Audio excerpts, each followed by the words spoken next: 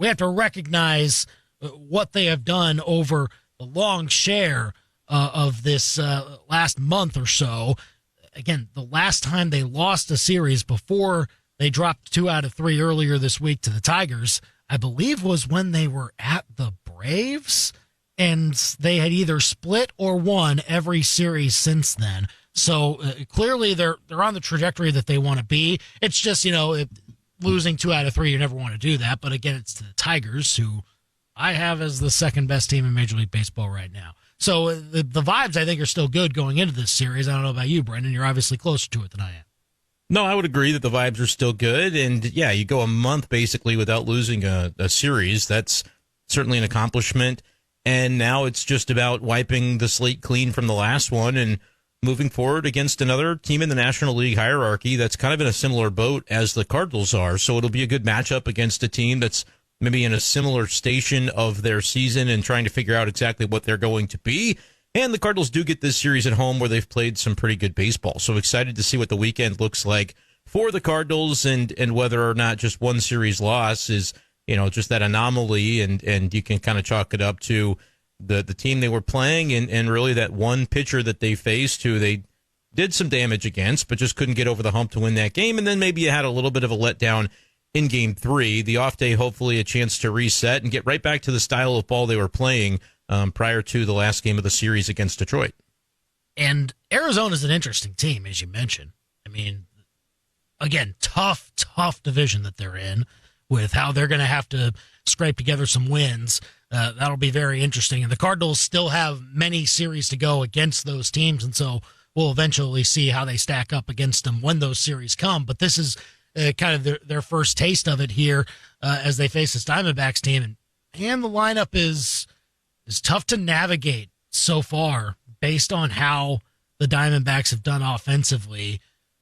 The top two of Corbin Carroll and Ketel Marte have been awesome so far, both of them with an OPS over 930 to start the year. And then you got a bunch of guys in the 800s towards the 6, 7, 8 part of the lineup. And I kind of see this as a chance for Miles Mikolas to kind of prove that he's worthy of this challenge, and putting up a quality start against this lineup would be, I think, pretty impressive if you ask me. Yeah, I mean, as far as what Mikolas has to prove, he's proved a lot already in the way that he has been pitching recently, and now it's just another spot in his season to where you're hoping he can build on the recent momentum that he has had. Again, I would make the case that every game he has pitched besides that one against Boston, which came at the beginning of April, he's really given the Cardinals a chance to win. So you're going into another start in a stretch that's been really good for him, and just looking to maintain what he's been able to do recently, lowering the ERA for the season way down, I mean, compared to where it had been. So you're feeling a lot better about the state of his game and see what he's able to do moving forward. 875-KTGR if you want to call or text us with your thoughts on Cardinals and Diamondbacks this weekend. And so, I wonder how this offense also will do. I mean, it seems that they're in a solid rhythm at this point. I see Wednesday as, again, kind of an anomaly to the point where we talked about them maybe getting a little bit hungover by how the loss happened on Tuesday night and just were unable to get the hits necessary to even have threats in that last game. And so I wonder how, with this time that they've been able to stew over this, how they might break out this weekend and try to go back to what they maybe showed right towards the start of that Tigers series, that they're an offense that is among the tops in Major League Baseball when you have the type of stars that you have littered across it, or at least the potential of the bats that you have in this lineup firing at all cylinders. It seems like a chance for them to also prove that they've got a chance to have some staying power. Yeah, look at the lineup they've got rolled out for tonight. It's going to be a weekend where I think the Diamondbacks are throwing a bunch of right-handed pitching at the Cardinals. That's the way it starts out tonight with Zach Gallen on the hill. And you're always watching for that one spot in the order where it could be Walker, it could be Burleson, it could be Gorman. Really, those three are kind of vying for one spot on days where all the other standard starters are in the lineup. And I am counting Pedro Pagés as a standard starter at catcher and Herrera the standard at DH. And that's the way they have it lined up tonight. It is a Diamondbacks team that ranks pretty good in stolen bases. So, you've got a number of guys you have to watch out for in the running game, which might lend itself even a little further toward more Pagés than Herrera behind the plate this weekend.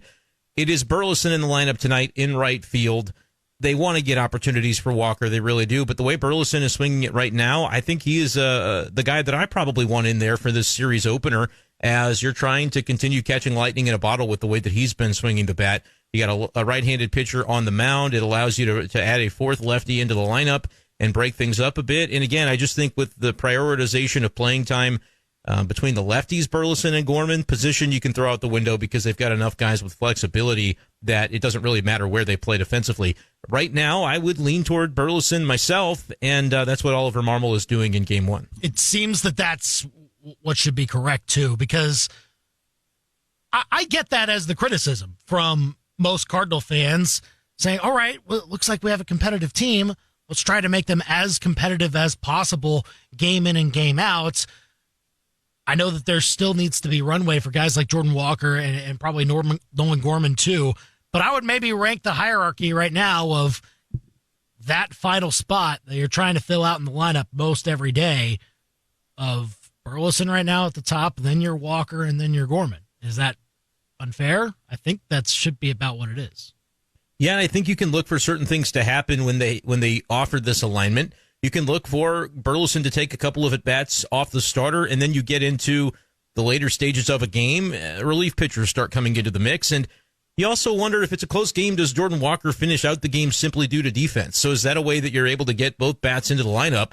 Burleson take 2 or 3 plate appearances, and Walker may get the rest because it may be a lefty that comes in, which further benefits having a right-handed bat. And generally, if the game's close after the 6th or so inning, you might want Walker's defense out there if you can afford it that way. And so I think that's probably something to watch out for tonight as well. And look, Gorman ends up being the guy that comes up with the short end of the stick on this, Andy. But I just think that, that's the way it's going to be right now. You got to remember, Alec Burleson finished the season last year predominantly as the Cardinals' number 2 hitter in the order, playing pretty much every day. Like, he was the fixture down the stretch with the Cardinals last year. And I'm not trying to look at last year and say, well, that was, the pinnacle of what should be, because that isn't a team that made the playoffs. But they also won 83 games last year. This wasn't the Cardinals team that was, just awful like you saw in 2023. So Burleson could work his way back into being that. The problem and the impediment for him is the defense, because they have committed to Contreras at first base for the primary portion of the season, and they don't really view Burleson as an ideal force in the outfield. And I do think it's a little bit of an interesting situation to monitor, with Miles Mikolas being a guy that does pitch to more fly ball contact than some other starters in this rotation. Is it Oliver Marmol just saying, look, we got to see what it is with the bat with Burleson, and whatever happens defensively, that's a risk we're going to have to take. I think that's kind of the way they're viewing it. And as Alec Burleson should view it, is he thinks he's a pretty good outfielder. He thinks he's capable. He wants to prove that he is. Got to be clean out there in right field tonight for however many innings he's out there with the fly ball pitcher on the mound. And that's, I think, another hurdle that if he can, hold his own there and just make the plays you're supposed to make, right? And mitigate some of the damage. If it's balls in the gap on guys like Corbin Carroll, get the ball back into the infield quickly. He can do those things that I think the coaching staff will be watching. And as they have their meetings day to day, they get all the more comfortable with giving Burleson those opportunities in the outfield, which can be a path for him to carve out more playing time. So that's another thing that I'll be watching for tonight. But yeah, as it pertains to Gorman, look, man, it's a long season, and you still have 2 months before the trading deadline period. And so there's going to be a point in time where the Cardinals pivot to a period of their schedule where the pitching matchups line up, and the maybe there's an injury, right? This has been a very healthy Cardinals position player group for the most part. And right now you've got basically all hands on deck. If there's an injury that necessitates it or creates that opportunity, there will be a runway moment for Gorman to come. His job is to stay ready, to come up in the pinch hit opportunities when they're there, and be ready, because there will be a week where he'll play 6 out of 7 games. I don't know when it's going to come. It'll happen in the schedule. It'll happen before July 31st, I bet you. And it's just the way that it is right now as the Cardinals navigate a bunch of different goals that they're juggling. It's interesting, though, how they might treat that. 875-KTGR if you want to weigh in on some Cardinals thoughts here. Because let's say Gorman does get that, and maybe he's what you would expect his production level to be at this point. Like, I'm not saying as bad as it is, but let's say brings the OPS up to about 600 or so. Hits 220, but maybe comes into a couple of homers that he hasn't had yet. Provides the power that you know that he has, and that it essentially encompasses most of his value. What do you do with him then? Does he then become just a trade asset at that point? Because you know that you still have some other guys that could come up that you also want to give that chance to. I'm mainly thinking about Thomas Schaeffer at this point. Because, again, Gorman, yes, you want him to have that runway, but it's also his fourth major league season. Like, he's had more runway than most to have this type of production level. Clock's ticking on him in a way that it's not necessarily for Jordan Walker. Yeah. I think Walker's in a similar boat, but he's not as close to his boat going off the edge of Niagara Falls just yet, if that's the way to view it with his tenure with the St. Louis Cardinals. I don't know where or really even when for J.J. Weatherholt, but the when I do think is going to be sometime in 2026, and the where it's easy to carve out in your mind infield, because that's what he currently is. Now, he could be one of those guys who's a shortstop coming up, and then he moves to center field. He moves to the outfield. I don't think he'll need to play center because Victor Scott II there. But he could play the outfield at some point in his career, just like athletic prospect where you keep him at shortstop for as long as you can, because then after that he can just play anywhere. That's kind of the way that you view it. But if the when is 2026 and the where is somewhere on that infield, and maybe Arenado gets traded, maybe Gorman's gone too, like he's somebody that you will carve a path for in a spot for when the time comes. So JC is still kind of prove it mode. He'll be around. He'll be able to fill in utility wise. It's not as pressing. The win for Weatherholt, I think, is the reason that this season is so important for Nolan Gorman, because the hourglass is going to run out of sand on the Cardinals' patience with him. And to the purpose of your question, if it already has, like, let's look at it this way. Gorman gets that week of runway that I'm talking about. Mm-hmm. I don't know when. Happens in June, happens in July, whatever. Right. Let's pretend it happens, and he hits 3 homers in a week. Is that going to inspire the Cardinals to, let's just say he carries you like he has done at sporadic points in his career with St. Louis. Does that inspire the Cardinals to say, there he is, now he's a fixture, we're ready to give him more playing time? Or does that inspire the Cardinals to go, press the eject button right now? Yeah. If there's anybody in the league that wants to take a flyer on this kid and give us something in return, now's the time to press the eject button, because we know Weatherholt's coming. We know JC is probably already ready to fill out at least a halftime role in the big leagues, and he's just not here because of the numbers game. My belief is it's more that the Cardinals would go, hey, sweet.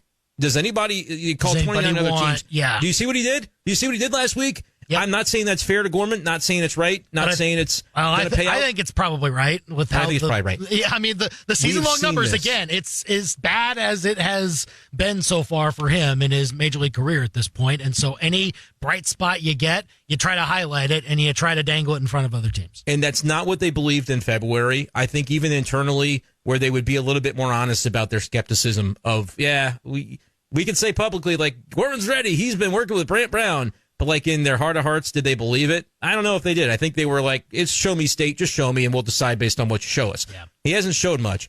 And so maybe that week happens and he does light the world on fire. There are 29 teams who go, that's cute. We've seen that from your Nolan Gorman before, and we still are not moved. Then, okay, you maybe don't trade him at the deadline, but you look at the offseason and Chaim Bloom maybe gets a crack at it. Different relationships that he might have throughout the league. He might be able to move that player. It's going to be hard for me to see Nolan Gorman on the Cardinals next year, even as, regardless of what happens the rest of the way. He could do well.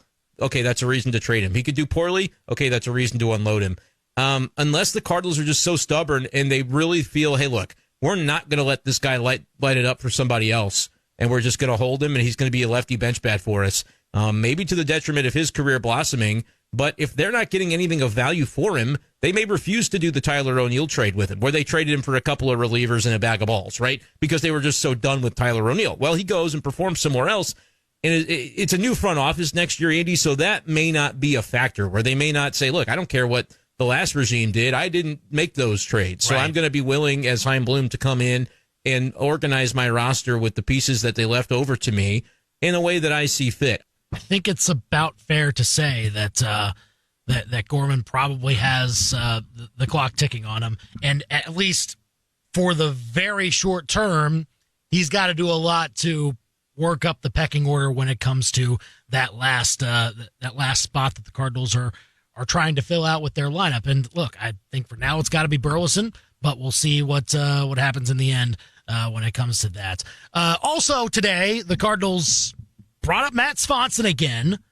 Chris Roycroft optioned out to AAA Memphis, and so the bullpen got a bit of a shakeup for this upcoming series against the Diamondbacks. And look, I mean, Svanson's been solid to be able to be a serviceable part of this bullpen for the Cardinals at this point.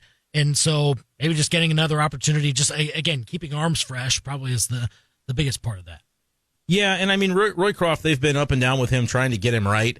And in his last outing, we saw him in the Tigers series, and he gave up a couple of base runners and only recorded one out.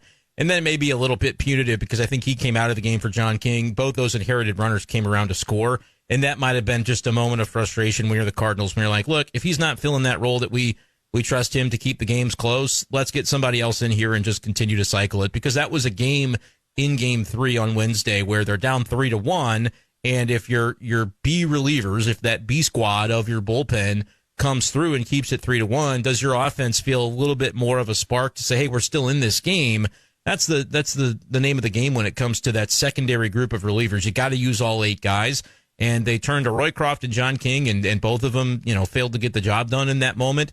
And you really can't send down John King because you don't have another lefty to come up that's on the 40-man. So at that point, it's Roycroft for Svanson, and I think just continue to cycle through until they find something that works and sticks with that spot in their bullpen. That kind of, it's that group of guys who are in that middle relief tier where you don't really trust them that much yet to be more than that. With Roycroft, though, I think they saw the stuff for him to be that, more than that, to be like the Leahy track where, I don't trust him, but now we do, and now we do. And then next thing you know, he's in the circle of trust.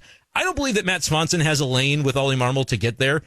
He's been very reluctant to use Matt Svanson. I don't know that there's a lot of a belief necessarily in his stuff having the same upside as a Roycroft, but at a certain point, you get frustrated with the notion of stuff if the stuff isn't getting you outs. Yeah. So Svanson's going to have a chance, I think, on this weekend. He'll pitch once, maybe twice, depending on if the games are in that 4-1, 5-1 range at some point in the 6th or so. Can Svanson get a look and take advantage of it that he potentially could run with for a little stretch here as the Cardinals look to find one more righty that can get him outs as the bridge to the circle of trust guys like Leahy, like Maton, etc. And look, I know the sample size is still small at the major league level for both of those guys, but Svanson's got 4.5 runs lighter on the ERA and has more strikeouts than walks, unlike Chris Roycroft at this point. And so you got to at least weigh that at this portion of the season. Now would be a good time to figure out, okay, are there any more relievers that I can trust at this stage? Because it's going to be a long season and we got to use these guys to get through it. And I think allowing Svanson that type of runway would be beneficial. Yeah, with Roycroft's last result, that might have been get him out of here, and that might be the nice way of it having been said. Because it really, it's not that they have lost all faith in him, but that's tough. He's come up twice where they've been more willing to put him into spots, and he hasn't been able to come through than they ever were with Svanson the first time that he was up. So, you know what? Svanson's going to be up again, and when you're there, there will come a moment where you have to pitch, and if he comes through, you start to gain that trust of the manager, and then it's not a guy that they want to cycle on the Memphis shuttle as often as they'd be willing to do now. Granted, if there's a spot where Svanson has to throw 2-3 innings in a game, see ya. There's somebody else down there. Yeah. Riley O'Brien, I don't know who it would be, but there's somebody else that they'll continue to churn that spot through, I imagine. So we'll see how that looks for Matt Svanson with any opportunities that he gets this weekend as the Cardinals take on the Diamondbacks at Busch Stadium. And you can call or text us with what you think about the series, 875-KTGR here on The Big Show, as first pitch for tonight's game is at 7:15, and you can catch it on KTGR with coverage starting at 6:20.